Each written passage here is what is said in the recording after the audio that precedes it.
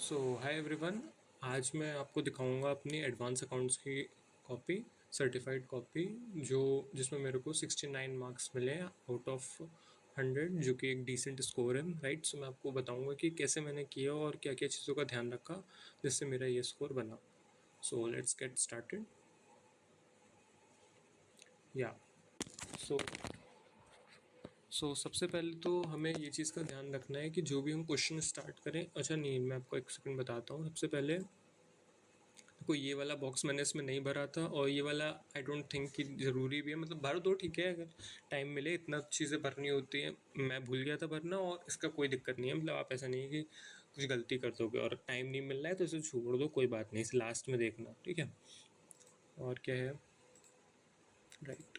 सबसे पहले मैंने ये क्वेश्चन किया था। देखो, हमेशा याद रखो, सबसे पहले वो क्वेश्चन करो।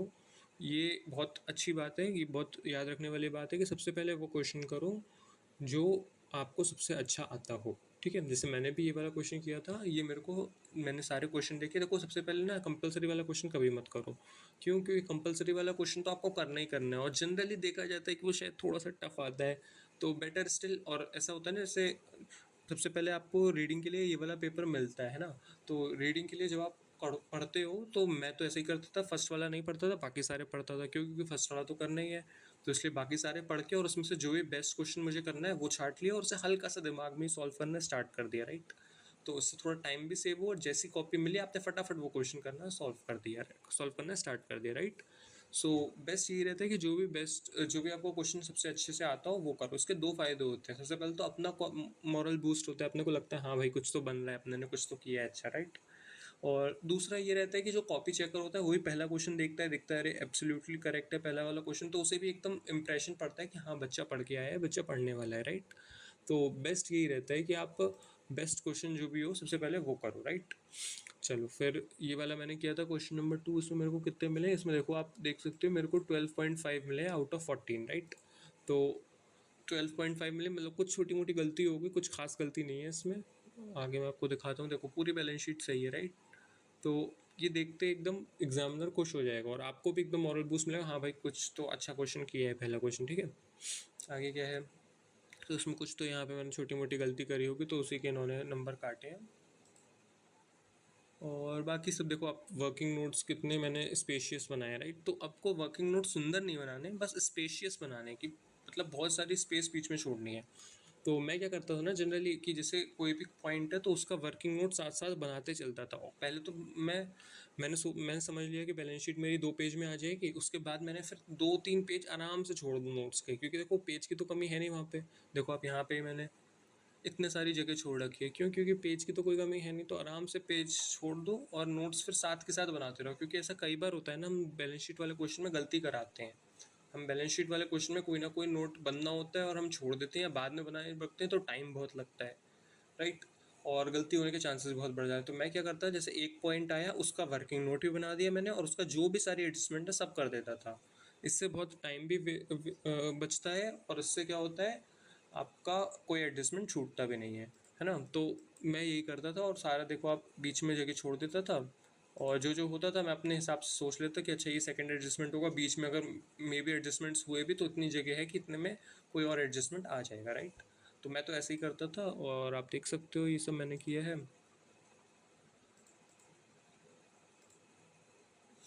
राइट, तो अब इसके बाद क्या है, इसके बाद क्वेश्चन नंबर 4 है। हाँ देखो, अब इस क्वेश्चन नंबर 4 में आपको बताऊँ, इसमें रियलाइजेशन अकाउंट वाली एंट्रियाँ करनी थी। क्वेश्चन तो आप चाहो तो देख सकते हो,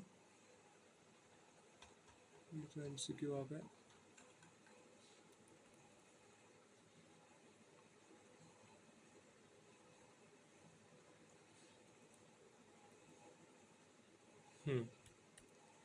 क्वेश्चन नंबर 4 क्या है, बैलेंस शीट ऑफ ये पिकल्स लिमिटेड की है। हमें क्या करना है, you are required to pass journal entries and also prepare realisation account and cash account in the books of pickles limited. Right, तो हमें जनरल एंट्रीज पास करनी है, रियलाइजेशन अकाउंट और कैश अकाउंट बनाना है। तो अब आप देख सकते हो कि ये मैंने जनरल एंट्रीज पास करी। सबसे पहली बात, लाइन आप देख सकते हो, कोई स्केल से बनाने की ज़रूरत नहीं है, फटाफट, इतना टाइम ही नहीं है बॉस, फटाफट लाइन बनाओ ख़त्म करो, ठीक है। तो लाइन ऐसी बनानी है अपने को। उसके बाद क्या है, छोटा सा नरेशन, ये सब तो आपको मैं समझता हूँ पता ही होगा। उसके बाद देखो ये, आप देखो अब मैंने क्या कर रहा था, शायद मेरे को कुछ प्रैक्टिस कम थी उस समय, जो भी मेरे दिमाग में है, गलती से मैंने उल्टी एंट्री पास कर दी थी, राइट। तो आप देख सकते हो इसमें कि रियलाइजेशन डेबिट मैंने नहीं किया था, मैंने land, building, plant and machinery, furniture, इन सबको पहले डेबिट कर दिया, तो फिर मैंने काटा है। तो आप देख सकते हो कितनी गंदगी हो गई है इसमें। ये अमाउंट में भी आप देखो काट पीट के कितना ख़राब हो गया है, लेकिन देखो इसमें मेरे को पूरे नंबर मिले हैं। मतलब एक अमाउंट गलत है उसकी बात अलग है, उसका नंबर कटे, लेकिन मेरे को पूरे नंबर मिले। क्यों? क्योंकि प्रेजेंटेशन के कोई मार्क्स नहीं है, आपकी नॉलेज चेक कर रहा है इंस्टीट्यूट से। तो इसका ध्यान रखो कि अगर कुछ कटिंग हो रही है तो उसे कर दो, कोई दिक्कत नहीं है उसमें। मैंने आगे भी देखो इसमें कटिंग करनी पड़ी मेरे को इस वजह से। तो अब मैं अगर दोबारा क्वेश्चन करने बैठता तो बहुत टाइम लगता, तो मैंने यही वाइज स्टेप लिया कि दोबारा ना करके, कटिंग हो रही है तो कटिंग कर दो, उसमें कोई प्रॉब्लम नहीं। देख लो आप कितना कटिंग है, ची है ना। रियलाइजेशन अकाउंट काट रखा है, फिर ये देखो ये कायदे से तो ये इधर लिखने चाहिए ना, और टू भी काटा है, फिर डेबिट इधर लिख दिया, और टू रियलाइजेशन अकाउंट, ये देखो इतना बड़ा नरेशन लिखा है, लाइबिलिटी ट्रांसफर्ड, है ना, कितने उससे, और ये सब कटिंग करिए, तो उसमें कोई दिक्कत नहीं है, आप कर सकते हो। मतलब ऑब्वियसली रिकमेंडेड नहीं है, अगर नहीं होता है तो मत करो, लेकिन अगर हो रहा है तो आप कर सकते हो, कोई ऐसी प्रॉब्लम नहीं है उसमें, है ना। और इसमें कुछ मैंने थोड़ी बहुत मिस्टेक करी होगी, तो थोड़ा बहुत देखो आप गलत हुआ है यहाँ पे। फिलहाल ओवरऑल ये क्वेश्चन हो गया है ना। और क्या है, परचेज कंसिडरेशन निकाली, फिर मेरे को एक एंट्री लग रहा था कि शायद यहाँ पे मैंने अजम्पशन भी डाली, और मेरे को कुछ लग रहा था कि यहाँ पे कुछ मिसिंग हो रहा है ना, मेरे को थोड़ा सा डाउट था, तो मैंने एक एंट्री और डाल दी। भले मुझे नंबर नहीं मिले, लेकिन मैं बता रहा हूँ कि ऐसे आप कर सकते हो, है ना। और क्या है आगे, ये क्वेश्चन नंबर 5 है। इसमें आई डोंट नो मेरे को क्या गलती हुई, लेकिन फिलहाल मैंने करा तो है ही वाला क्वेश्चन, और इसमें एक नंबर मेरे को मिला भी है 5A में, है ना। नहीं, एक नंबर नहीं, 5 नंबर मिले आउट ऑफ 10, ठीक है। 5 नंबर आउट ऑफ 10 मिले। क्या देखो आप, इसमें तो मेरी काफ़ी सारी गलतियाँ हैं, लेकिन बाद में मैंने जो वर्किंग नोट्स बनाए हैं उसके काफ़ी नंबर हैं, और वो मैंने सही बनाए, तो मेरे को उसके नंबर मिले हैं। ये आप देख सकते हो, है ना। उसके बाद क्वेश्चन नंबर 5B आया। देखो ये 5B क्वेश्चन में एक चीज़ देखने वाली है, इसमें मैं आपको थोड़ा सा क्वेश्चन में दिखाता हूँ, आपको बेटर अंडरस्टैंड होगा।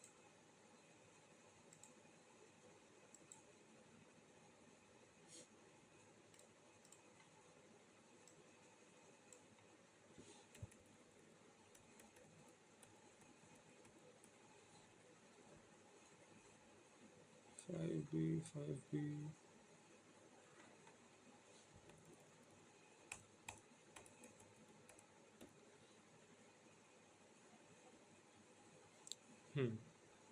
तो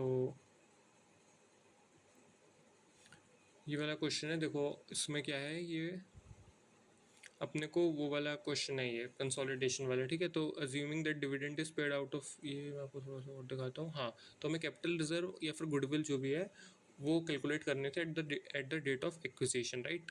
तो परचेज़ किया था टायर्स, या आप थोड़ा बहुत पढ़ सकते हो इसमें।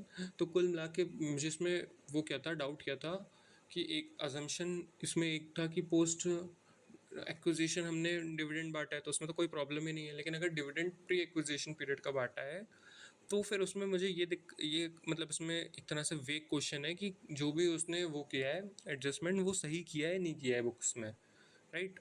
क्योंकि ऐसा हमने मॉड्यूल में कई क्वेश्चन किए, generally most of the questions में यही था कि उसने एडजस्टमेंट गलत कर रखी है, लेकिन इसमें इसने कोई बात ये बताई नहीं कि गलत कर रखी है या सही कर रखी है परचेजिंग कंपनी ने, राइट। तो मैंने फिर क्या किया, मेरे को लगा कि पहले तो मुझे लगा कि एक ही करके डाल दे रहे हैं कि उसने सही करी होगी जब नहीं लिखा है तो, बट मैंने फिर क्या सोचा कि भाई एजम्पशन करके दोनों डाल दे रहे हैं, ठीक है। और उससे आप देख सकते हो मेरे को 4 में से 4 मिले, नहीं तो फिर ये देखो मैं आपको दिखाता हूँ। हाँ, तो देखो ये मैंने अजम्पशन डाली, assuming dividend transfer to P&L और अज्यूमिंग डिविडेंड करेक्टली रिकॉर्डेड, तो ये वाला उन्होंने काट दिया। अगर मैं वो करता तो फिर मेरे नंबर कट जाते, 2 नंबर इसके, राइट।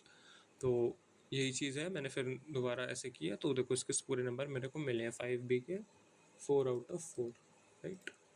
चलो, और ये 6 वाला क्वेश्चन है, इसमें भी 4 आउट ऑफ 4 मिले हैं। इसमें क्या है, हाँ देखो इसमें क्या है, मैं आपको थोड़ा सा क्वेश्चन भी दिखाता हूँ। ये वाला क्वेश्चन है, इसमें क्या करना है हमें, calculate the loss on impairment of machinery and show the loss transferred to how the loss is treated in the books of Jest Limited, right. तो ये सब हमें दिखाना है और सब कंपनी का बताया कि रिवैल्यूएशन सरप्लस को क्या करते हैं हम, डेप्रिसिएशन रिजल्टिंग फ्रॉम रिवैल्यूएशन। तो इसमें देखो मैंने बुक में तो काफ़ी ज़्यादा वास्ट तरीके से सॉल्व कर रखा है, तो इतना हमें ज़रूरत नहीं है दिखाने की, वो हमें थोड़ा समझाने के लिए करते हैं। बट ऐसा होना चाहिए, मतलब आपको ऐसा लगना चाहिए कि मैं एग्जामिनर को समझा रहा हूँ कोई चीज़, ठीक है। तो इतना कम भी मत करो और इतना ज़्यादा ही मत करो। आपको अपने आप ये कहीं पे मतलब ऐसा कोई हार्ड एंड फास्ट रूल नहीं है कि कितना दिखाना है कितना नहीं दिखाना है, लेकिन आपको खुद समझ में आना चाहिए कि अगर मैं मान लो कॉपी देखूं तो मेरे को हाँ फेयरली समझ में आ रहा है कि बच्चे ने क्या किया है। तो ऐसे ही करना है आपको भी कि परचेज प्राइस हमारी क्या हो गई 60, मैंने से लिखा है purchase price 60 lakh, depreciation 60/6 10 lakh per annum, ठीक है। और कैरिंग वैल्यू इतनी थी, माइनस कर दी उसमें से इतना का, डेप्रिसिएशन 30 लाख आ गया। अब रीवैल्यूएड अमाउंट इतना है, कैरिंग वैल्यू इतना है, तो रीवैल्यूएशन रिजर्व ऑन इतना ये आ गया, ठीक है। अब मैंने बीच में शायद डेप्रिसिएशन का पहले मैंने ये लिख लिया होगा, डेप्रिसिएशन लिखना भूल गया हूँ, या फिर मुझे बाद में लगा होगा कि डेप्रिसिएशन भाई लिख देते हैं, तो फिर इसलिए मैंने अब देखो डेप्रिसिएशन बीच में घुसा के लिखा है एक लाइन में। और फिर कैरिंग वैल्यू निकाली, फिर इम्पेयरमेंट लॉस। अब जैसे इम्पेयरमेंट लॉस मेरे को थोड़ा सा बोल्ड करना है, तो मैंने ये डबल टिक करके लगा दिया, ठीक है, एरो लगा दिया। तो carrying value less recoverable amount, तो हमारा इम्पेयरमेंट लॉस आ गया। एडिशनल डेप्रिसिएशन ये हो गया, और बैलेंस ऑफ रिवैल्यूएशन रिजर्व क्या हो जाएगा, 2 लाख हो जाएगा, ठीक है। चलो, right, impairment loss will be first written off through revaluation reserve and balance will be transferred to P&L account। और मैंने एंट्री भी पास कर दी, देखता हूँ एक बार एंट्री इसमें शायद नहीं करी होगी, एंट्री की ज़रूरत नहीं थी, लेकिन मैंने कहा कर दे रहे हैं, सिफर साइड चल के लेके चलते हैं, है ना। तो कौन सा क्वेश्चन था, 6 का है। देखो इसमें तो दिया हुआ है, इसमें काफ़ी सारा दिया हुआ है, देखो इसमें तो साइड में पूरा वो लगा बना के किया है, टेबल बना के, लेकिन मेरे को इसका फॉर्मेट याद नहीं था कि बुक में कैसे किया हुआ है। लेकिन तब भी मेरे को आप देख सकते हो अच्छे से नंबर पूरे पूरे मिले हैं ना, कितना ज़्यादा डिफरेंट फॉर्मेट है मेरा। मैंने इसीलिए लाइन भी खींची थी, क्योंकि मुझे थोड़ा थोड़ा तो याद आ रहा था फॉर्मेट, लेकिन फिर वही बात कि मेरे को एग्जैक्टली याद नहीं था, तो मैंने नहीं किया था, है ना। देखो मैंने ये लाइन तो खींची थी साइड वाली, लेकिन फिर मैंने ऐसे ही कर दिया था, ठीक है। और इसके मेरे को फुल मार्क्स मिले हैं, तो इसमें कोई प्रॉब्लम नहीं है, आप ऐसे कर सकते हो, है ना। और ये सब आप देख सकते हो। अब देखो एंट्री मैंने एक्स्ट्रा ही करी है, इसकी ज़रूरत नहीं थी, और मैंने लेकिन सब चीज़ साफ साफ लिखी है, तो उसमें आराम से मेरे को फुल मार्क्स मिले हैं, है ना। और क्या है, 6B, 6B क्या है, ड्यू टू इन एडुकेसी, हाँ ये वाला क्वेश्चन ये वाला क्वेश्चन पता है, ये वाला क्वेश्चन ऐसा था कि मतलब अलग टाइप का क्वेश्चन था, और एक ही था बस मॉड्यूल में, है ना, और कोई ऐसा क्वेश्चन था नहीं मॉड्यूल में। और ये वाला जनरली ऐसा होता है कि बच्चे छोड़ के चले जाते हैं कि अरे इतना ये वाला क्वेश्चन नहीं आया, है ना, और यही वाला आ गया था हमारे एग्जाम में। मतलब जनरली बच्चे इसके, मैंने भी बहुत बार सोचा था, लेकिन फिर भी वही बात, मैंने एक बार पढ़ लिया था, है ना, तो मैंने कर दिया ये वाला क्वेश्चन, आप देख सकते हो। और मॉड्यूल में तो ये वही वाला क्वेश्चन है डिविडेंड वाला, कि डिविडेंड आप दे सकते हो या नहीं दे सकते हो, है ना। तो मैंने ये किया है इस तरह से। और इसमें वैसे जो एग्जाम्पल था बुक में, उसमें तो तीनों कंडीशन सेटिस्फाई हो गई थी, लेकिन जो हमारे एग्जाम में क्वेश्चन आया था उसमें तीनों कंडीशन सेटिस्फाई नहीं हुई थी, है ना। तो कोई बात नहीं, मैंने फिर इसमें लिख दिया था साफ साफ। मेरे को थोड़ा डर तो लग रहा था कि कुछ गड़बड़ तो है, लेकिन मैंने कहा जो आ रहा है ठीक है, इतना टाइम नहीं है, दोबारा चेक करो पूरा।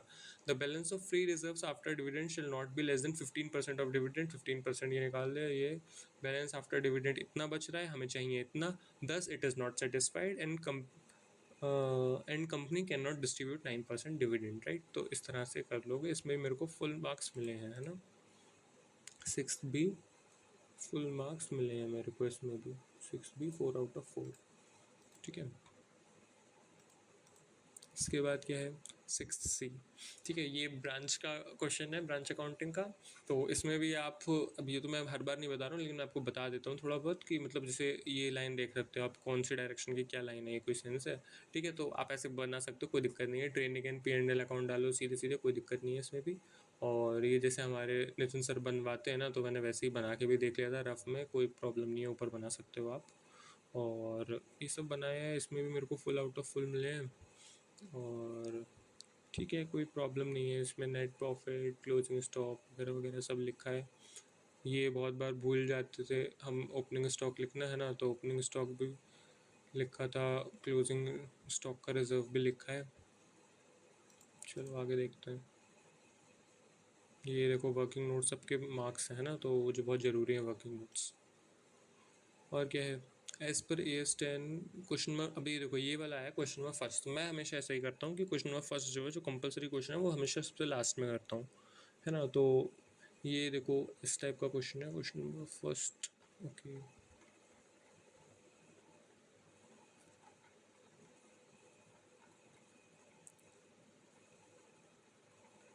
कहाँ गया, ये आ गया, है ना। तो ये आप क्वेश्चन चाहो पढ़ सकते हो।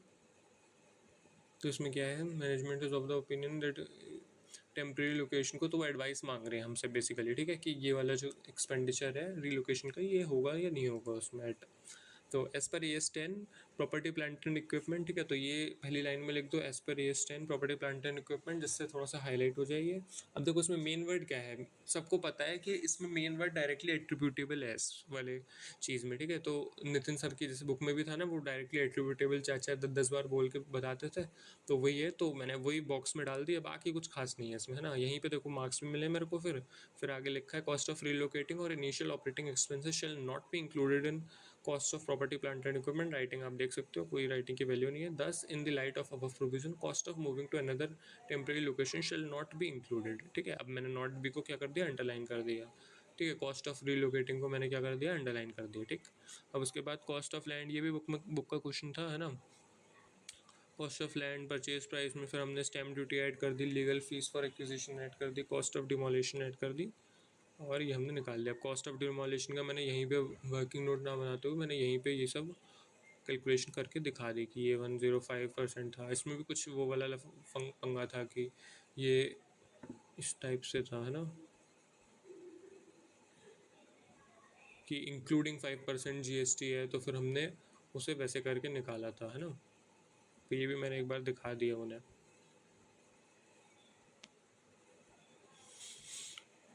ये आया इन्वेस्टमेंट अकाउंट का क्वेश्चन, बड़ा दुख हो रहा है, इसमें बहुत बार इन्वेस्टमेंट अकाउंट, इतने इन्वेस्टमेंट अकाउंट बनाया तब भी एग्जाम में क्वेश्चन गलत हो गया। चलो कुछ तो मिला, लेकिन फिर भी ऐसा नहीं है पूरा गलत हुआ है। कितने मिले मेरे को फर्स्ट बी में, 3.5 नंबर मिले हैं 7 में से, है ना। तो कुछ तो मिला है। और ये आप देख सकते हो वर्किंग नोट्स के नंबर मिले हैं, कुछ गलत किया है यहाँ पे तो उसके नंबर नहीं मिले हैं, ठीक। रफ वर्क का मैं लास्ट पेज पे हमेशा रफ वर्क करता हूँ, रफ वर्क ऊपर लिख दिया, फिर बाद में जो भी काम किया उसे काट भी दो, जिससे आराम से किसी को भी पता चल जाए रफ वर्क है ये, है ना। ये देखो यहाँ पे भी सब किया था मैंने रफ वर्क। ये मैंने पहले एक बार एंट्री क्वेश्चन में फर्स्ट के लिए एंट्री पास करके रफ में देख लेती, तो यही है बस, ठीक है। तो ऐसे आप कर सकते हो आराम से, बढ़िया से करके आओ। That's it, guys.